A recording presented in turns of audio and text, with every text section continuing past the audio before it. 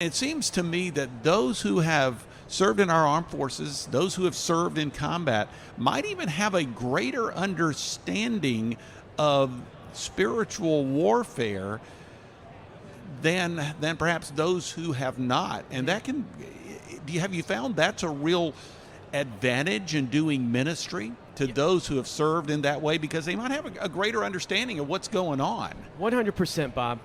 And that's why when a veteran, right, that has a combat veteran experiences the radical, life-transforming power of Jesus, the commander, it's so intense. They're really intense, man, I'm telling you.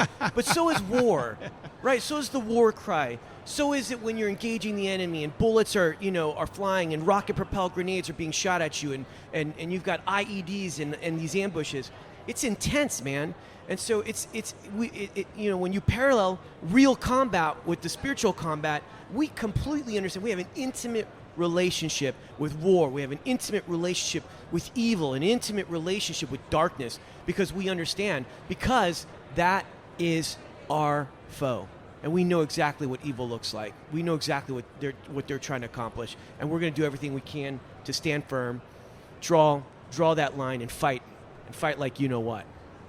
Damon Friedman joining us today here on the Meeting House on Faith Radio, co-founder of SOF Missions here at Faith Radio Meeting House Media Central at the 2025 National Religious Broadcasters Convention in Dallas.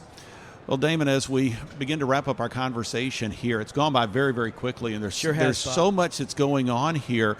And you mentioned that the statistic is perhaps 20 or more veterans per day are taking their own lives.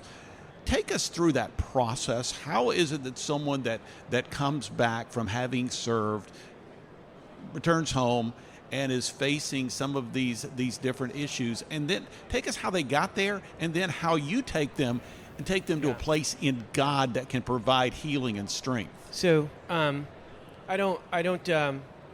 just going to say this: when a warrior wakes up, and again, he just had a nightmare where he's in the middle of some four-way intersection and he's trying to survive and an enemy's enveloping him and in the midst of killing him, and he wakes up in sweats, and then he's looking around and he looks to the side and his wife is gone because she got sick and tired of him drinking himself to sleep. He looks over and the Jack Daniels is there. He walks out and he goes into the living room. He sees the holes in the wall, and then he's got so much pain and his children are gone. You get to this point where it's like you bring this war home, and the terror that you experience, you bring home. And when you lose everything, you lose this level of hope, and it's this psychological warfare, and now you have headaches, and you start getting discouraged, and you just wake up one day and you're like, you know what? I just want all this pain to go away. And I know exactly how that feels like. I understand why guys do it.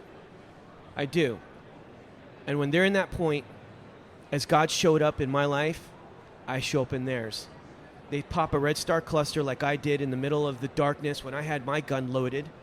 They did the same. I called somebody and I said I needed help. And that's what they do. They connect with me. I've got an incredible team. We bring them in wherever they're at. We fly them in. It's free of charge, and we provide free high-end medical care. And we have a one-week intensive with about 20 to 30 healthcare practitioners. And we have psychologists and social workers and physical therapists and chiropractors and acupuncturists and cognitive therapists and strength conditioning coaches, nutritionists. We have the full gamut. And unless you're an NFL athlete or a person with incredible wealth, you're never going to get this level of care. And we identify all the problems, and then we provide the solution with a plan so that they can heal. It's awesome, and it's one complete year for free. SOFmissions.org. Active duty veterans, we're here to take care of you.